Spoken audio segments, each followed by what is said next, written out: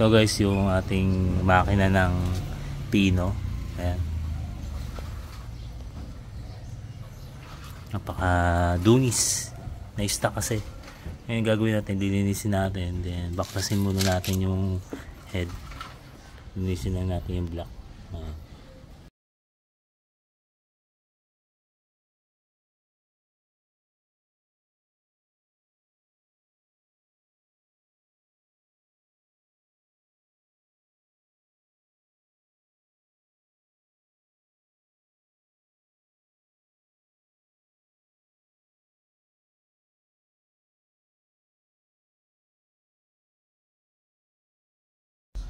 Ayan guys, tanggalan natin yung pinaka cylinder head. Ayan.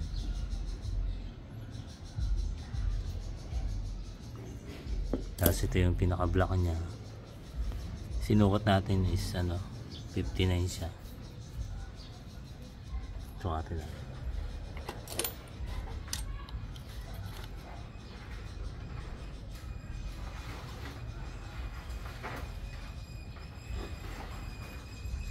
Ayan, 59. Hindi siya stock.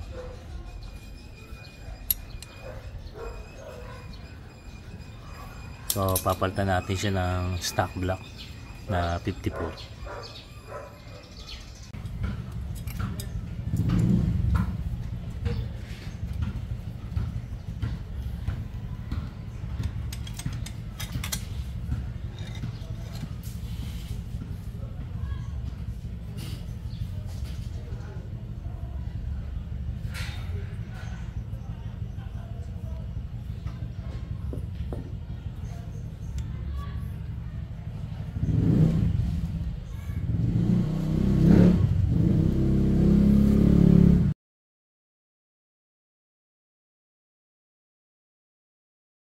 So ayan guys, natanggal na natin yung black piston. Ito na siya.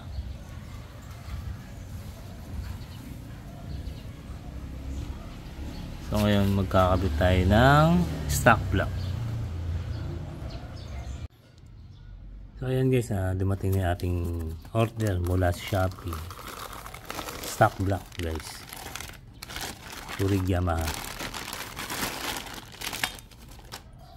Ano lang to, stock piston ng stock block. Kasi nakalagay dito sa binubuo natin pino is naka 59. So ito yan. Wala siyang valve pocket. Mali and late lang ng piston ng stock. Ayan.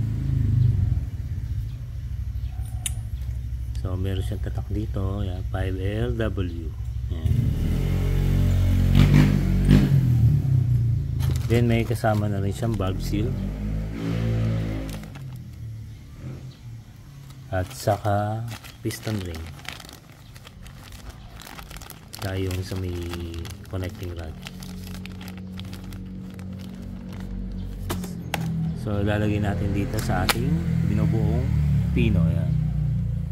So ikakabit na lang natin dito guys. Magkakabit tayo ng stock block to dito sa ginagawa nating makina ng pino. Stock lang yung lalagay natin kasi dati is 59 mm. So ibabalik lang natin sa stock. Ito.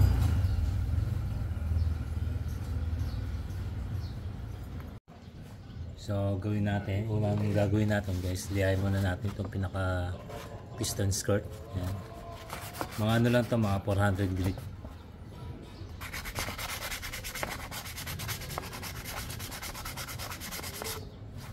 Para lang iwas kasi may mga yan, may mga matatalas. So iwas kayod lang sa block. Naikabit na rin natin yung piston ring. Meron tayong tutorial niyan paano maglagay ng piston ring, yung mga tamang posisyon dito sa piston. So ito, lagyan muna natin ng langis para madalas yung ipasok yung piston. Lagyan lang natin na langis.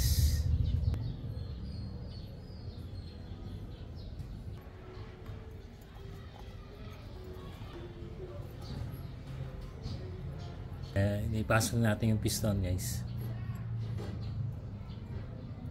para madali natin maipasok dito sa connecting rod yung piston pin.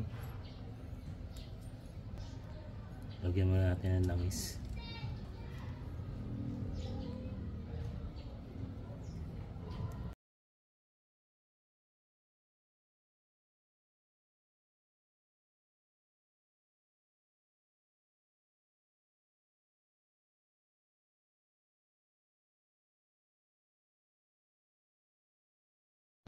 Ayan guys, nakabit na natin yung block. Time-lapse ko na lang para mabilis. Ingatan nyo lang yung pagpasok ko anong piston ring medyo buka pa.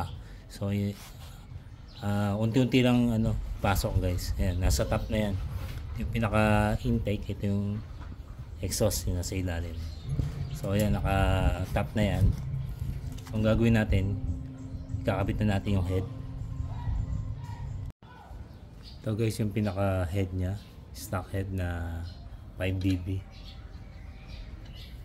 Medyo madumi, madumi talaga. Hindi pa natin nalilinis guys. So ikabit lang muna natin.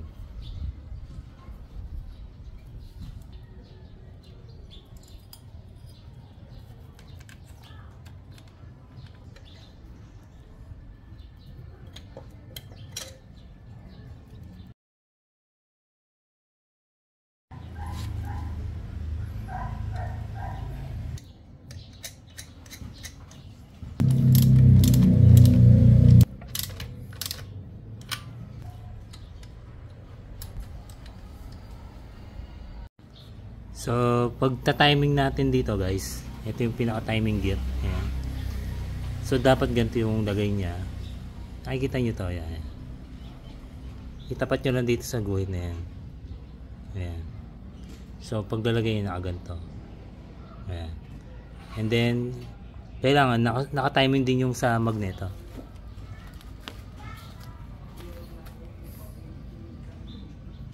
Ayan guys. Kailangan naka-timing to.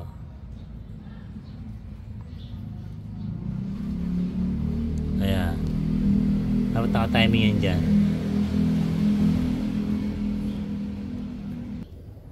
So ito yung pinaka-timing gear.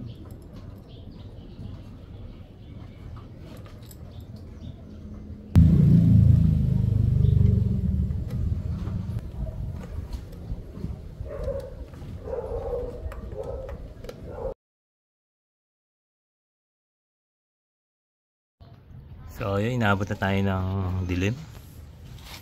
So ayan guys, nilagay na natin yung timing gear. So ito nakaturo dito guys sa pinakamatulis dito sa head. Tapos dito sa magnet. Ayan, nakaturo siya rito sa H yan. So ilalagay pa natin yung pinaka tensioner nya. So yun lang guys, sana nakatulong yung videos natin. Pa-subscribe na rin and pa-hit na rin yung notification bell para updated kayo sa mga videos na gagawin. Salamat po.